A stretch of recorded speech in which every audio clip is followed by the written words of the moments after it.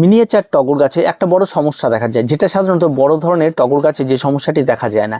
এই টগর গাছে যদি আপনারা খুব কাছে যান তাহলে দেখবেন এক ধরনের পোকা এবং পিঁপড়ের আক্রমণ ঘটে। প্রথমত এই গাছে এক ধরনের পোকা, ছোট ছোট গোল গোল পোকা হয়, যেটা লাল কালারের, গাছে কাণ্ডের সঙ্গে একদম চিপসে থাকে, যেটা আপনি চট করে বুঝতে পারবেন না। আর এই পোকাকে খেতে তার পরবর্তীতে আসে পিঁপড়ে।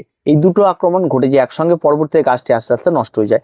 এর থেকে আপনাকে অবশ্যই বাঁচতে হলে সবার প্রথমে আপনাকে এই সমস্ত গাছগুলিতে জল স্প্রে করে দিতে হবে। তারপর আপনাকে এখানটায় সুপার কিলার হোক বা যে কোনো একটা পেস্টিসাইড এই গাছের সম্পূর্ণ নিচ থেকে উপর পর্যন্ত সুন্দরভাবে স্প্রে করে দিতে হবে।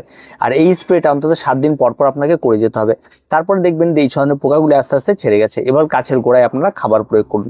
এখানে খাবার প্রয়োগ করতে পারেন, রাসায়নিক খাবার প্রয়োগ করতে পারেন, বা জৈব খাবার আপনারা 1 মুঠোর মতো ভার্মি কম্পোস্ট এখানে প্রয়োগ করে দিতে পারেন। তাছাড়া আর তেমন কোনো খাবারের প্রয়োজন পড়বে না। এবার আপনারা ওয়েট করুন এবং পোকাগুলি যখনই সম্পূর্ণটা ছড়ে যাবে তারপরে দেখবেন গাছে নতুন নতুন পাতা হবে এবং হেসে গেলে গাছটি সুন্দরভাবে ফুল দিতে শুরু করে দেবে। আর এই টিপসটা অবশ্যই আপনাকে মানতে হবে, তবে আপনার মিনিয়েচার টগর কিন্তু ভালো থাকবে।